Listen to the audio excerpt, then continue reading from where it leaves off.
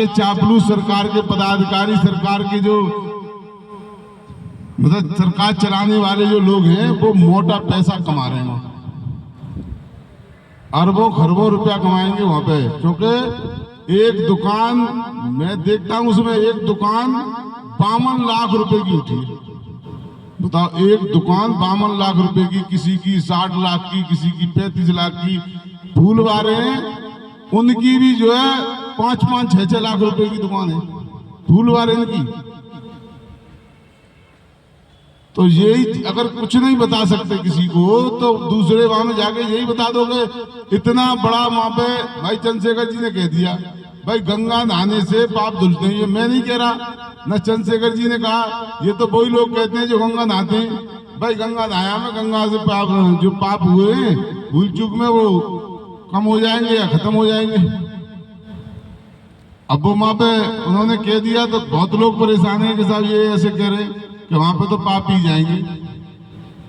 अरे ये तो भाई उन्होंने शुरू से हमने सुना है कि अगर तुमको कोई पाप हो जाता है गंगा नहाया या गंगा किसी को नहवाला, या अगर कोई आदमी मर रहा है उसके मुंह में गंगा जल डाल दो, वो समझ लो कि उद्धार हो गया।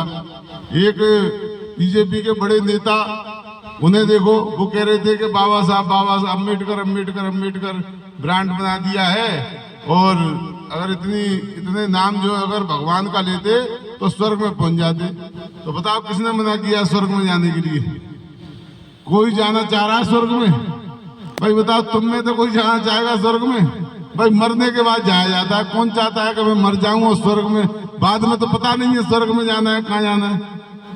जो आदमी हॉस्पिटल के बेड पे, वेंटिलेटर पे जो पड़ा है और उसका थोड़ा सा भी दिमाग चल रहा है, तो वो ये अपने रिश्तेदारों से और जो भी मिलने आते हैं उनसे ये कहते हैं कि इन डॉक्टरों पे सही नहीं हो रहा, तो दूसरे को देखो, मुझे बचाओ भाई, ये लोग नहीं मुझे सही से दवाई दे रहे, मेरी देख रेख सही से नहीं कर रहे।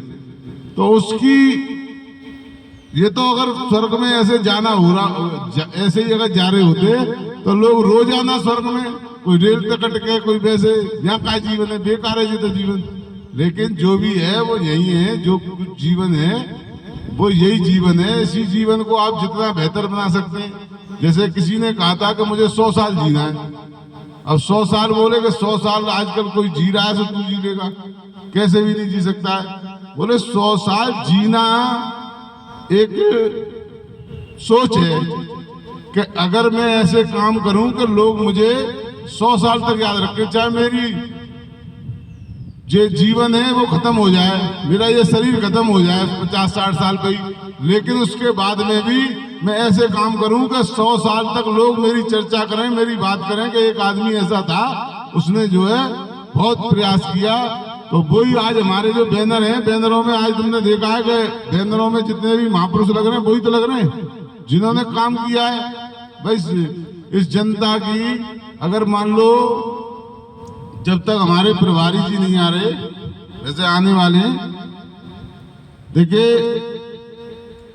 बाबा साहब ने पूरा जीवन लगा के, ये समझ लो कि अगर वो जीना चाहते थे तो किसी भी देश में जाके बेहतर जीवन जी लेते। इतना बड़ा बुद्धिमान, अगर वो वहां की नागरिकता ले लेता तो तुम्हारे पास आज कुछ नहीं होता। जैसे पहले झाड़ू और जैसे बहन बेटियों के साथ जो होता था, पहले तन ढकने का अधिकार नहीं था।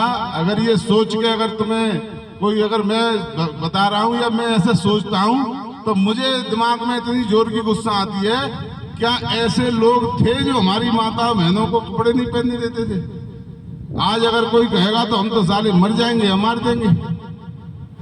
तो बताओ कैसे समय पे अगर बाबा साहब ने तुम्हारी लड़ाई लड़ी और वो अकेले थे, बताओ कोई दूसरा उनके साथ हो तो? अगर जो लड़ने वाले लोग अगर बता दो एक भी हो तो, अगर वो बार बार अपने बच्चों की, जो उनकी बच्चों की जो बीमारी के कारण जो मृत्यु हो जाती थी, वो इसलिए हो जाती थी कि वो घर परिवार में समय नहीं दे रहे थे।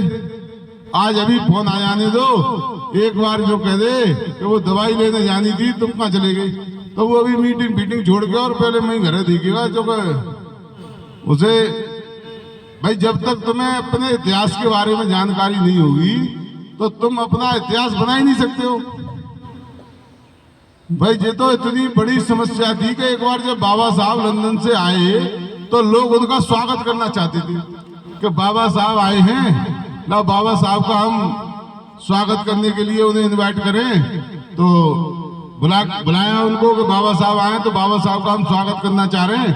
बाबा साहब आए वहां पे, तो जो माता रमाबाई थी वो बोली कि साहब है कहा है साहब, मैं भी आपका इधर आया सामने, आगे आओ, आगे आगे, अरे आगे आ जाओ, कुर्सी खाली आगे तो आगे आओ यार, और आ रहे हैं, कोई दिक्कत ना है, बैठे अंदर। कब तक पीछे बैठे रहोगे?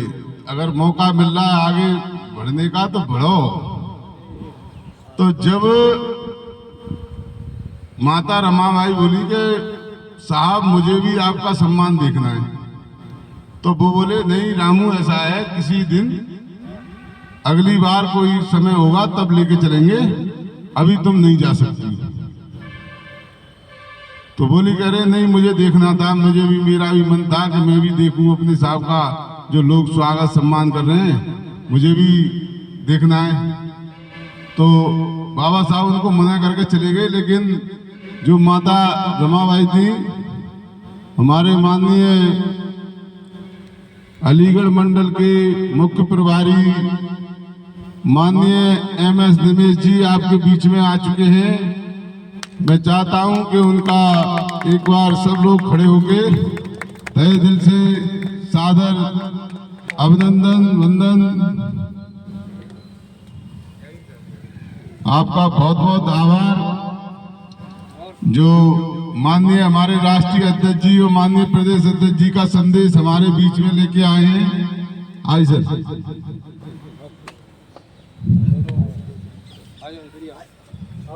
आजाद समाज पार्टी जिंदाबाद, आजाद समाज पार्टी जिंदाबाद, जिंदाबाद। देखिए यहाँ पे अगर जो विधानसभा के पदाधिकारी और जो जिले के पदाधिकारी हैं, अगर वो एक एक आदमी को भी साथ लेके आते या दो दो आदमी को भी साथ लेके आते तो ये जगह 100-200 लोगों से भरी हुई होती। लेकिन हम काम करना नहीं चाहते हैं। अब बाबूजी ने अपना पूरा जीवन सरकारी बैंक मैनेजर के पद पर रहे और उसके बाद में उन्होंने कहा कि चंद्रशेखर आजाद जी कोई नौजवान निकल के आया है जो अपने समाज की बात और अपने स्वाभिमान सम्मान की बात को सड़कों पे उठा रहा है, तो मुझे उनका समर्थन करना चाहिए। हम बाबूजी को देख रहे हैं 2018-19 में बाबूजी जब वो लोग जेल में थे, जो रविदास मंदिर के लिए जो दिल्ली में अरेस्टिंग हुई थी 96 लोगों की, उसके बाद में बाबूजी और बहुत लोग जो पदाधिकारी पहले थे वो सब जाके वहां पे लोग घर पे जाके मदद करके आते थे। तब जाके ऐसी सोच रखने वाले आज हमारे बीच में हैं। आपके कि इतने पुराने और इतनी सूझबूझ और इतने एक मैं कहूंगा कि दूरदृष्टि से देखने वाले, आज वो उनका बीच में एक्सीडेंट भी हुआ था, पैर टूट गया था किसी कारण, लेकिन बिस्तर पर रहे 5-6 महीने। उसके बाद जब वो स्वस्थ हो गए तो दोबारा से उन्होंने फिर कह दिया कि मैं जगह जगह जाऊंगा और मुझे भी काम बताइए, मैं भी भाई के जो सोच है और महापुरुषों की जो सोच है उस सोच को मैं आगे बढ़ाने का काम करूंगा। तो बताइए, कम से कम 65 साल की उम्र, 67 साल की उम्र है बाबूजी की, और इस उम्र में लोग ये सोचते हैं कि मैं घर पे आराम से टीवी और नाती और इन बच्चों में ही जो है अपना जीवन देखता रहूं और मैं कहीं कोई मतलब नहीं है, मैं तो अपना जिंदगी बहुत बढ़िया सच्चाई से जिए। लेकिन बाबूजी अपने जो पेंशन के पैसा आते हैं, उनके पैसों से पूरा अपना खर्चा, गाड़ी घोड़ा और पूरा खाना पीना लेके कोई 1 रुपए का किसी से कोई मतलब नहीं है। तो ऐसे हमें जब पदाधिकारी मिल रहे हैं तो क्या हमें जो है इस मिशन मूवमेंट को इस तरीके से चलाना चाहिए? भाई मुझे लग रहा है कि अगर मैं तो चाहूंगा अगर बाबूजी यहाँ आते रहेंगे और लोगों को कुछ दिशा निर्देश देते रहेंगे, अगर इनमें कोई थोड़ा सा भी अगर स्वाभिमान सम्मान अपनी माँ बहनों के लिए, अगर अपने बच्चों के लिए आने वाले समय पे ये लोग इस देश को इतना बर्बाद कर देंगे, इतना इस देश को नीलाम कर देंगे कि तुम्हारे लोगों की फिर से जिंदगी वही होगी कि मेहनत मजदूरी करेंगे, क्योंकि तुम्हें अब शिक्षा का अधिकार खत्म कर रहे हैं वो धीरे धीरे करके। अगर आप लोगों ने अगर अभी नहीं जागे तो ये सारी देश की जो सरकारी संस्थाएं थी उन्हें बेच देंगे और उसके बाद में तुम लोगों को ठेकेदारी पे काम करना पड़ेगा। आज आप देख लो जो वाल्मीकि समाज के हमारे भाई थे उनको अब ठेकेदारी के अंडर में 8-9 हजार रुपए मिल रहे हैं और पहले आदमी को 35-40 हजार रुपए मिलते थे। तो ये पूरा जो इनका, जैसे पहले वो चाहते थे कि ब्राह्मण क्षत्रिय वैश्य, उसके साथ उसके बाद में सारे शूद्र, तो ये आप लोगों को जो उनके दिमाग में सोच है कि ब्राह्मण बनिया क्या करेगा कि बिजनेस करेगा, ठाकुर क्या करेगा कि वो जो है दंड देने का काम करेगा, वो लड़ाई करेगा, और ब्राह्मण क्या करेगा, ब्राह्मण ये काम करेगा कि दूसरों को बताएगा कि तुम्हें क्या काम करना है। मतलब उन्हें कोई काम नहीं, केवल ये काम बताया कि हमें जो है तुम्हें क्या काम करना है ये हम बताएंगे। शूद्र क्या करेगा कि शूद्र जो है इन तीनों जातियों की, इन तीनों वर्णों की सेवा करेगा।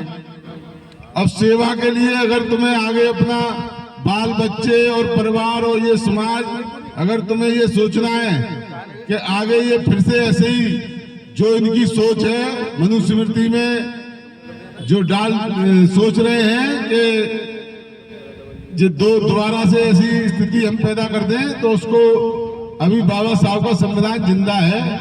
आप लोगों को इतने अधिकार हैं कि आप सड़क पर उतर के या किसी गांव में जाके अपने लोगों को समझा सकते हो, क्योंकि जिसके हाथ में देश की सेना और पुलिस होना, तो वो कभी भी इस देश को देखा नहीं था कि लॉकडाउन, जब मोदी जी आए उन्होंने कह दिया लॉकडाउन, तो बताओ कोई सड़क पर चल रहा था? और जो चल रहा था उस पर डंडा भर रहे थे। तो भाई जिस दिन अगर ये तुमको जबरदस्ती तुमसे जो कराना चाहेंगे वो करेंगे। अभी बाबा साहब का संविधान जिंदा है। अगर इनको जो ताकत मिल गई है वोट के द्वारा, तो अगर उस वोट की ताकत को अगर तुमने अपनी पक्ष में छीन ली तो इस देश को बचा लोगे।